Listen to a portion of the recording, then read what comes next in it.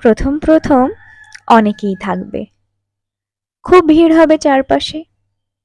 হাসি ঠাট্টা, আড্ডা, গল্প, খোঁজ খবর, গুড মর্নিং, গুড নাইট ইত্যাদি।